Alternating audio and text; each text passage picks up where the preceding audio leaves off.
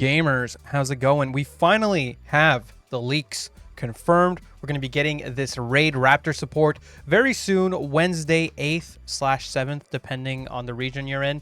Look, man, I know a lot of people are super hyped for Raidraptor. We're also getting some more stuff.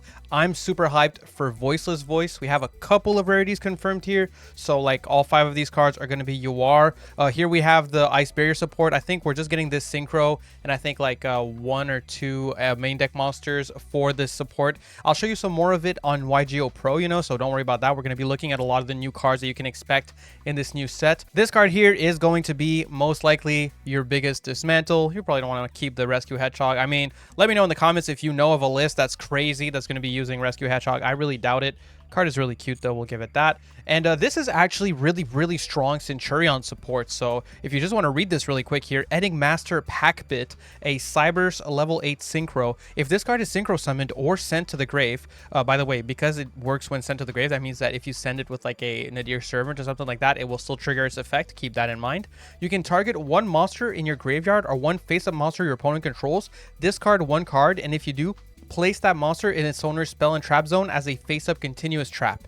And yes, this does mean that you can actually put a Centurion as a face-up continuous trap in your back row, and it will work the same as if it put itself as a continuous trap, so it will be able to like summon itself with its own effect. So very interesting card right here, and definitely some really useful support for the Centurion players. So, you know, definitely look up some lines with this card. I think it's going to be quite good. So as a way to introduce you to all 3 new archetypes that we're getting, well, I guess these 2 are not new, they're just getting support. I actually practiced all of these decks today, and I recorded a replay of full combo for each of them in yugioh Omega.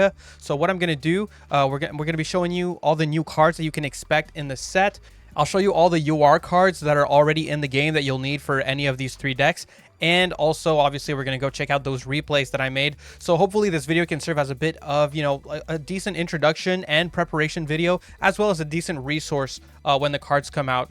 Before I like drop my deck profiles or whatever, you can just come check this video out and just get like a quick introduction to the cards you'll need, etc, etc. All right, so starting off with the cards you can expect in the new set, you've got I think like 7 new Raidraptor cards. So the pack is going to be pretty Raidraptor heavy. There's only 2 new Ice Barrier cards for the game, but they're probably going to put more Ice Barrier cards in the set most likely. And then you have a ton of Voiceless Voice cards coming out, basically the whole archetype seemingly. It seems like we're getting the full support. Maybe we won't get Blessing, but other than that, it seems like we're going to be getting everything. So I'm pretty happy about that. I think the archetype is really fun. This is definitely the one I'm most excited for, like I said. So starting off with the Raidraptor cards here, basically the new cards will allow you to set up a rank 13 monster on opponent's turn. This is a tower that on summon gains a bunch of attack and wipes your opponent's field. Most likely your card will be like at 5,000 something attack, and honestly unaffected monsters that wipe the opponent's field are really good. The one thing though, I don't think Raidraptor is going to be super well situated in the format just because Yubel is super popular.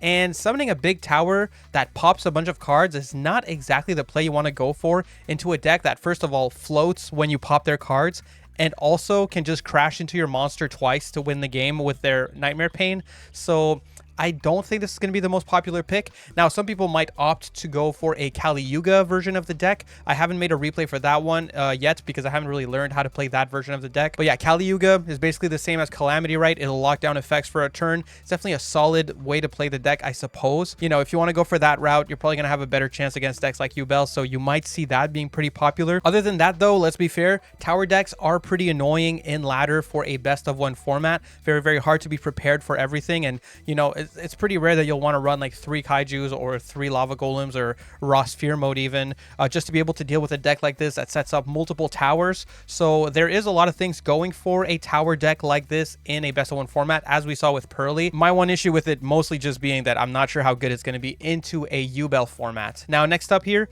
we have 2 new Ice Barrier cards, and these cards are probably not going to be the only ones in the pack. I'm guessing they're probably going to drop a lot of different like reprints for UR Ice Barrier cards in the set.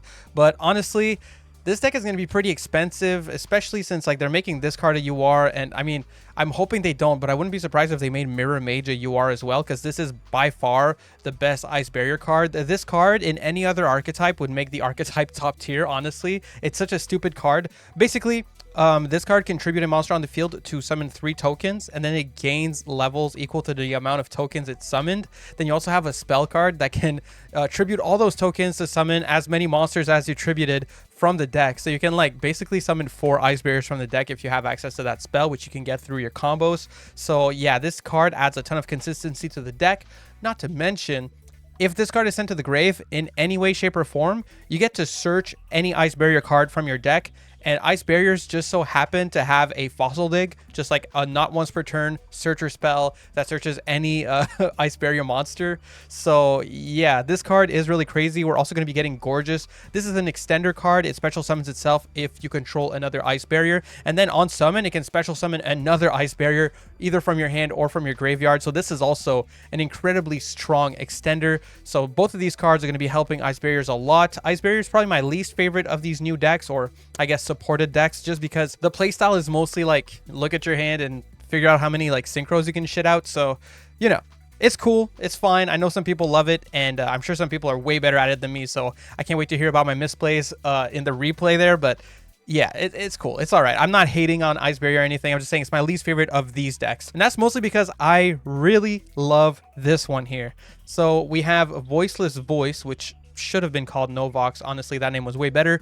Yes, Voiceless Voice is finally coming to the game and seemingly going to be coming with full support, which is really awesome. I mean, if we have Blessing and everything, that's super great. This deck, basically every single card in the archetype is good. Voiceless Voice is a very unique deck. It's a ritual deck that's quite consistent, really actually pretty straightforward to play, and not like a crazy wombo combo annoying ass deck like Drytron or anything like that. And it's not a floodgate heavy deck either. It's kind of a cool mid-rangey type of deck. I really love the playstyle. This is by far the one I'm going to be playing the most out of these. I already know. Most likely this is going to be the first deck profile I make, and then I'm probably going to do Raidraptors after, once the cards are out, because I actually did enjoy Raidraptors quite a bit. Surprisingly, I thought I would not like it, but I enjoyed it quite a bit. So these two are higher on my priority list. Ice Barrier, I'm not even sure if I'm going to make, because it's looking mad expensive. Speaking of which, now that you've seen some of these new cards, I just want to show you, before we get into showing some deck lists and replays, the cards that you'll need if you want to build any of these decks that are already in the game. So let's go back to Master Duel real quick. And in terms of cards that you'll need, the archetype that's looking the least expensive before it comes out is Voiceless Voice. Now, keep in mind, I'm expecting Voiceless Voice to have a lot of URs, so I'm not saying it's going to be the cheapest deck to make out of all of these by the end, but I'm just saying, like, in preparation, you'll need basically 4 URs. So you need like 3 copies of Cerevis. This card, even though it was out for a long time, it's actually like perfectly integrated and basically a part of the archetype. So yeah, this card is super awesome. It's a good hand trap, and on field it has a really strong effect of negating a special summon. So, you know, can't really go wrong with this card. You're definitely going to want 2 to 3. I recommend 3, but you know, if you can only afford 2, I think you should be all right with 2, honestly. And Odd Eyes Pendulum Graph Dragon. This card is a spell negate. This card is pretty damn important because one of your main combos plays very heavily into Called by the Grave. So having a spell negate like Pendulum Graph is just super valuable to just not have to worry about Called by and getting to generate a bunch of advantage. This deck has a pretty good grind game, but if you get Called by on that turn 1 play, you're going to feel pretty bad about it, and you probably just won't want to commit if you can't actually get your spell negate on the field because of that. So super important card here. Now, if we're looking at Ice Barrier, there's a lot of URs that you're going to need. I guess some you could argue you don't need them, but like if you want to play Ice Barrier and you don't craft like Agrind or like Adamancipator Risen, it's like, why are you even playing Ice Barrier if you don't want to go through the troll? You know what I mean? So yeah, you like Bryonac is UR, Trishula is UR. The new Trishula is UR, Agrind is UR, Adamancipator Risen. The deck locks you into water, so you want basically every single good water synchro that you can get your hands on. It's going to be very important for the deck, especially going second. You really want to have access to cards like Bryonac and, you know, the Trishula and all that stuff. So yeah, it kind of sucks, but honestly, like, I think this deck is going to be pretty damn expensive all in all, considering that it's probably not going to be much better than like tier 3. So Yeah, I'm not saying it's bad, by the way. It is still really solid. It has access to some strong floodgates on top of just, generally speaking, having some pretty damn strong synchros. But the deck is not the most consistent ever. So, you know, hopefully there's only one new UR and they'll just like make you craft all these cards and the deck will be like 8 URs tops and you'll be okay. I'm just really hoping this deck doesn't go like to the like 9 or 10 dedicated UR slots. That would be really shitty. So we'll see what happens with that. And then finally, the most expensive looking one for me would be Raidraptors. I mean, you need a lot of cards to build Raidraptors. Now, I'm sure a lot of people already have Raidraptors because it seems, just from the hype I've seen for this deck, that it already has a pretty dedicated fan base. So obviously, if you're already a fan, you already have all of these cards right here. Otherwise, you're going to need Arsenal Falcon. You know, you're probably going to need Revolution Falcon. You're going to want Arc Rebellion Xyz Dragon for sure. You're probably going to want 2 copies of Weistrix because this is just like such a broken link too. It's absolutely crazy. So yeah, you're going to want a lot of URs before the cards are even out. I'm not exactly sure how many new URs they're going to add. Of course, they're adding that rank 13 as a UR, but I'm kind of hoping that they don't make the new main deck monsters UR or any of that, and they just make you add like 2 URs to the deck because it's already a pretty expensive deck all in all, right?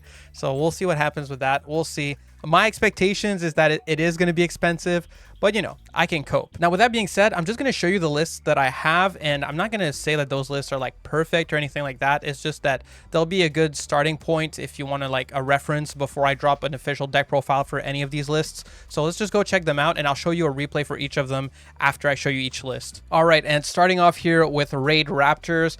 This is the list I'm going for. This deck mostly relies on 2-card combos, so you have like a ton of 3-ofs that work really well with each other. One of my least favorite 3-ofs would be Fuzzy Lanius, just because once you summon Fuzzy Lanius, you get locked into only summoning Raidraptors for the rest of the turn, which means you couldn't summon like a Evil Swarm Nightmare, or I was trying maybe running a Steel Swarm Roach. Maybe you should just replace this with a Typhon, because I almost never have enough gas to actually summon both the Nightmare and the Roach, and I'd prefer summoning Nightmare over Roach most of the time. So, you know, this is more so like an extra if I have the gas I need to get an extra rank 4 without locking myself by Fuzzy Lanius. But other than that, all the other cards don't lock you. They all pretty much extend your plays. They all have a way of generating advantage, and they all work really well in tandem with each other. This new one here is a Searcher. Most of the time with this card, you'll be searching the Heal Eagle, which can special summon itself and will usually be one of your materials when you link off. All in all, I really enjoy this list. I think it's very consistent. You know, make sure to have space for like the basic hand trap package. You might end up wanting a bit more hand traps and going over 40, or maybe like, I don't know, trying to make some space by removing certain cards. You know, fix your ratios to your liking. This is really just kind of a recommendation list. I'm not going to do like a card by card for these because like I don't want this video to be super long. These are not official deck profiles. I'm not even 100% that this is going to be my final list, right? But with that being said, we can go check out a replay. All right, so here we go. We have everything we need to go full combo here. So a Bloom Vulture, one of the new ones, can special summon itself and special summon a Raidraptor from your hand. Then Tribute Lanius can send Mimicry Lanius to the grave. You can go into Raider's Knight. Raider's Knight can go into Bravestrix. Bravestrix can go ahead and search Rank Up Magic Skip Force. Then you can activate your Rank Up Magic to turn your Bravestrix into a Arsenal Falcon. Now, this is your 5th summon, and that's why, you know, you're not using really many extenders before you do this, just because if they were to go Nibiru at any point once you have Arsenal Falcon on the field, Arsenal Falcon can at the very least float into a pretty big tower, and you know, you can like kind of just rest on that tower and see where it takes you. A lot of the time people are not even running outs to towers, or if they do, they might have a hard time getting to it if you can set up a couple more interruptions. So definitely not the worst play into Nibiru. It's not perfect, but you know, it can play into Nibiru. So now we're going to go for this. Detach, we get to special summon the new card, Noir Lanius. Noir Lanius is going to search, like I said, the Heal Eagle here. Heal Eagle can special summon itself, and then we can use it as well as our XCs to make Weistrix. So at this point, you go Chainlink 1 Weistrix, Chainlink 2 the Arsenal Falcon, because Arsenal Falcon cannot be Ash since it only summons from the extra deck. So that way you basically chain block your Weistrix summoning effect. So you summon out towers right here, and with Weistrix you summon out the Raider's Wing. It's negated on the field, but its effect is in the grave, so it doesn't really matter. And then you also get to set the Rise Rank Up Magic Raidraptors Force, which is the card that you're going to be using to summon your rank 13. At this point, we can keep going here. So you use the effect. Oh yeah, this one's pretty cool. So you can actually use the effect of Ultimate Falcon since it gets 1 material, and this effect basically makes it so your opponent cannot activate effects for the rest of this turn, which is crazy because that basically means if they had any hand traps, they got to use them now. And of course, this card is unaffected, so you know, even if they did use their hand traps at this point, like, I mean, it's this guy's sticking around, you know? So it's a pretty damn cool effect, honestly, and it kind of forces them to use Nibiru now if they had it, and if they didn't, well, too bad, so sad. Now I'm doing the rest of my combo, right? So feels pretty nice. So at this point, we can go ahead and activate our Roost that we search with our Mimicry, and we can go into Force Tricks. Force Tricks can detach to search a card from the deck. We search one of our extenders that can special summon itself from the hand here. Then its effect can be triggered. We're going to activate the effect of Raider's Wing, detaching another material from Force Tricks just to special summon the Raider's Wing here. Evil Storm Nightmare is a not once per turn Book of Moon on special summon, so that's pretty damn good. You know, it's a pretty strong interruption all in all. And we also have our trap card here that we'll be able to set. We get to shuffle back 3 to draw 1, and there we go. We pass turn. At this point, you know, once our opponent gets established a little bit, we're basically going to use our rank up, rise, rank up, whatever you want to call it, just to wipe the whole board. Here I just show you that we have our Omni Negate trap here, so we're negating the Umi. And then we can go for our spell right here and just basically shuffle back a couple of materials and rank up, not shuffle back, I mean attach 3 materials and make ourselves a Raidraptor Rising Rebellion Falcon, wiping the board, doing a little bit of burn damage, and obviously we have more than enough damage to end the duel on the follow-up turn. It's unaffected, it's wiping the board, it's pretty damn strong. I find this card really, really satisfying to summon. And yeah, here I'm just showing like your trap has a graveyard effect of adding back a Raidraptor to your hand. You know, you have a couple of different things. This card can copy an effect. Not really a point in doing that here, but I don't know. I was just pressing buttons, honestly, before the end of the duel. Just kind of want to show different options, but not a fan of how fast the replays play in this simulator. I would need to fix up the settings or something. Anyway, that's it for that replay. Now let's go take a look at Ice Barrier really quickly, and then I really want to yap about Voiceless Voice. All right, so here's my Ice Barrier list. Yet again, you know, I made space for the quarter of your deck that every single person has in Master Duel. You know, the 3 Maxi, the 3 Ash, the 1 Nib for the cross out, the 2 Called By, the Imperm, and the Veiler. You know, that's like the most default standard package. It's a third of your deck in every single deck. It is what it is. After that, we have 3 of Ran Agrind. This card is basically a long one for water decks, but one of your most important cards that is already in the game, by the way, is a Revealer of the Ice Barrier. Thankfully, this card is not UR, you know, and it's a very, very strong normal summon. It's actually kind of crazy. Basically, you get to discard any card and just special summon a Ice Barrier tuner from your deck. Then Hexa can change its level to 2 by sending our brand new Mirror Mage to the graveyard, which is going to trigger in the graveyard to search your Medallion of the Ice Barrier, at which point you can go and grab yourself your Gorgeous, and you know, you get to do a bunch of shit. You get to go special summon Gorgeous. Gorgeous will special summon from the grave your Mirror Mage. You have a lot of different lines depending on what you have access to. This deck is definitely more of a build a board type of deck instead of being like the super linear type of combo deck, I would say. It's definitely fun to play, you know. It's just not exactly like my preferred play style these days in Yu-Gi-Oh! But with that being said, I still got, I think, a pretty good combo. So let's go check out my replay. All right, and here we go. This is technically a 2-card combo. Basically, we're going to use the discard of Ice Barrier. Don't forget, Ice Barrier has a really strong searching effect in the graveyard. So we're basically going to search with our spell here, our main normal summon, which is I think called Revealer. I forget the name real quick. Is it? Yeah, Revealer of the Ice Barrier. So Revealer can discard Ice Barrier to special summon from the deck here. Discard that. We summon the Hexa. Then we get to go for the Hexa effect. Send our Mirror Mage to the grave. We can activate our Mirror Mage to search Medallion of the Ice Barrier. It's not once per turn like Fossil Dig. Activate Medallion. Get to search our Gorgeous from the deck here. At this point, we can go ahead and activate the graveyard effect of Ice Barrier to get ourselves into General Wayne. Then we can special summon Gorgeous. Summon General Wayne with Gorgeous. General Wayne can search a Ice Barrier spell. We're going to search the Winds over the Ice Barrier. Use these 2 to make Anemone, and then Anemone can trigger to special summon our Mirror Mage from the grave. Mirror Mage, we can tribute the Anemone to summon 2 tokens. Then we can tribute 3 monsters on the field to summon 3 different Ice Barrier names from the deck. So, I mean, obviously, I tributed Revealer to summon Revealer. Clearly, there was no real point in doing that, but, you know, I did. Anyway, we have this card right here, Spellbreaker of the Ice Barrier. This card is pretty silly. So once per turn, you can send 1 Ice Barrier monster from your hand to the grave. Neither player can activate spell cards until the end of your next turn while this monster is face up on the field. So this is a pretty crazy spell lock, and this alone could win you some duels, you know. So really big fan of this card, and I decided, you know what, I'll try in my combo to get this card set up on top of like a couple of synchros, and that should be good enough. You know, obviously this is against the bot. It's more so just to show you some lines here. So, you know, we synchro summon using the speaker, and then speaker and grave can banish herself to summon a ice barrier token. Then we're going to use a token as well as 2 other monsters to go into Ravenous Croco Dragon Arcthis to draw 2 cards. So then we get to draw 2. And wouldn't you know it, we drew into our Ran Agrind, which is pretty nice, as well as a monster to discard with it. So I guess I got kind of lucky here. So discard, special summon Agrind, get the token, get to go into the actual Ice Jade Gimir Agrind. And I guess at this point I should probably introduce you to Lancia really quick. So this card, once per chain, if your opponent special summons a monster, you can special summon 1 Ice Barrier monster from your hand, deck, extra deck, or graveyard.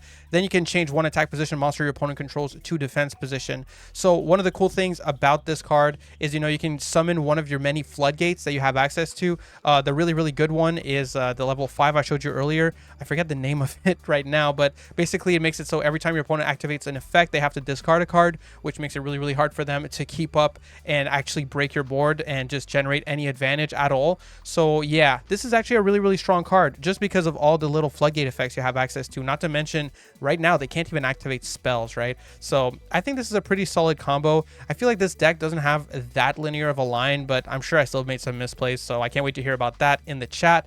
The rest of this duel, I just kind of dilly-dally with the bot. Honestly, it's not even worth watching the rest. I just want to go talk about Voiceless Voice. All right, and here it is, my most hyped deck for the new set. It is Voiceless Voice. We've got just amazing artwork on all these cards, man. I really like the style of this deck. Like I said, kind of a mid-rangey deck. Basically, if you control this ritual monster plus low, this monster gains the ability to Omni Negate, and if you have a low on the field or in the grave, his attack goes up to 4100, basically it doubles. Then you have this one here that you can summon on your opponent's turn really easily by bouncing the basic version of Saravis that you can summon on your opponent's turn using your trap card. Just talking about this deck won't make it super easy unless I'm doing like a full dedicated deck profile, because there's really a lot to go into. It's pretty straightforward once you get used to it, but it's a very unique deck. Saphira is a really cool card. You can discard her and send one of your ritual spells to the grave to search a ritual monster, and then you can actually activate her effect in the grave, banish her to ritual summon basically without using a ritual spell. So she's basically like a ritual spell. She's pretty damn cool. Really cool cards in general in this archetype. Also, Diviner is a 1-card combo, so is Low, because Diviner can just send the Trias to the grave, and then Trias can tribute Diviner, at which point Diviner will trigger her tribute effect and summon the Low from the deck. So she's basically 3 extra copies of Low, and low-key just kind of better versions of Low. So yeah, awesome deck. Let's get into that replay. And here we go. I go pretty much as full combo, I think, as you can go with my build here, or at least I think so. So we start with Diviner. Diviner send the Trias. Trias tribute the Diviner, summon Trias. Diviner in the grave is going to trigger to summon out the Low, which point we can trigger Low to place face up one of our spells. Now, normally you would place Barrier here. This is like your main searcher spell that you set up with her, but we already had Barrier in hand, so I set up the Blessing. Blessing can ritual summon on opponent's turn, so it is very strong because of that. Insanely good card. And you can also use it on your own turn to ritual summon, by the way, not just on your opponent's turn. So here we go. We can activate Barrier of the Voiceless Voice to add to our hand the Saphira, at which point we can activate Saphira in hand to send the ritual spell to the grave and search our main ritual guy. Then we banish her to ritual summon our Skull Guardian, Protector of the Voiceless Voice. And because a monster was ritual summoned, we get to special summon Low from the grave here. And because she's on the field, this guy is now an Omni Negate. I also, on summon, get to search with Skull Guardian, so I search the Saravis. And at this point, you can go for, I think I go for the ritual summon effect. Yes. So we can actually ritual summon our Odd Eyes Pendulum Graph Dragon by using the Trias as material. So we have Pendulum Graph on the field here. We have our Omni Negate. So, you know, we're going to be able to use Dynamondo on opponent's turn without worrying about called by, which is really good. And at this point, we can go ahead. I think we activate the effect of Saravis here. So Saravis, special summon by shuffling 2 spells, and we just set the Super Poly. And on opponent's turn, you can use the quick effect of Saravis to basically special summon the ritual version of Saravis from the deck, which is a good, you know, special summon negate that also becomes a hand trap after. So pretty crazy. We make a Dynamondo using Low as well as Skull Guardian, because on opponent's turn we can actually trigger Dynamondo in the draw phase and just, you know, special summon from our grave both of these guys right here, and we'll get to generate some more advantage. I'll be able to set up the trap face up with the Low and just get basically every single single thing. Plus we have super poly set, you know, so looking pretty much unbeatable here. This would win, I think, against pretty much any deck in Master Duel unless they had the best hand of all time. So special summon these two here. We get our trap face up with the low. So we have a trap setup. We have Blessings of the Voiceless Voice. We have Barrier. Barrier also makes all our light monsters untargetable, which is all our monsters. So that's also something to keep in mind. That's pretty damn good. So we're untargetable. We have an Omni Negate, a Spell Negate, and we're going to get a Special Summon Negate, as well as having an effect that can, I think, pop like 3 monsters once we get all our rituals, or just 3 cards in general, right? Yeah, it doesn't just pop monsters. It pops cards in general if you control one of the 2 main ritual monsters that you run. So here we go. Bounce to Special Summon Cerevis from the deck. Then we go for this. Pop 2. They activate that. We negate it with our Pendulum. And actually, the Pendulum Graph does get to summon out the Odd Eyes Winged Dragon from the extra deck, which, I mean, it's not the best card in the world, but it is, like, good enough. I mean, if they go to battle phase with monsters that are, I think, level 5 or higher, we can just wipe all of their monsters. Yeah, all their monsters that are level 5 or higher will get wiped in the battle phase, or at least, at the very least, this will force out either, like, a removal card or an interruption. So definitely not a bad card to summon off of this, right? It's better than nothing. Since you're getting a Spell Negate on top of it, I mean, it's good enough. So anyway, that's about it. I think at this point, we just kind of press buttons and go for game, right? Yeah, you know, I always BM against these do-nothing bots. I don't know why I do this. I want to show you options, but, like, it doesn't really show you anything to just press buttons on a deck. Like, yes, I ritual summoned again. Okay, whoop-de-woo. Like, who cares? Okay, I set up a second barrier. That doesn't achieve anything either. You know, it is what it is. But yes, I really, really like this deck. I know this wasn't like the most in-depth showcase for really any of these strategies. I just kind of wanted to give you a quick introduction to them. I'm really excited for this new box. I know I say that for pretty much every box. This one in particular is just Voiceless Voice is looking like my new favorite for a bit, honestly. This is a really, really fun deck to play. So really looking forward to playing this one. And yeah, I hope you guys look forward to it too. I want to mention though, this might end up being a skip pack if, for one, if you're low on gems, you might want to wait for like Fiendsmith or Tenpai, especially because like those cards are going to be really, really meta shifting. And I feel like Konami's dropping, you know, they're dropping that goofy Blue Eyes pack, and then they drop this pack that has a bunch of fan favorite decks that, you know, people really want. And then after you wasted all your gems, they're going to drop the meta stuff, hoping that you buy gems, right? So I just want to say, if you're a budget player, if you're free to play, and you're trying to just, you know, stick to decks that are, you know, always going to be top tier, or just stick to like really strong strategies, I don't think these decks are bad by any means. I just think, you know, if you're low on gems, you might be better off waiting for at least Tenpai, which I'm expecting to be in this set after this. I don't know. That's just my expectations. But yeah, that's going to do it for this video. Thank you for checking it out. Hopefully you enjoyed it. Hopefully it was somewhat helpful on some level. And yeah, I'll see you when we get the new set. All right. Peace.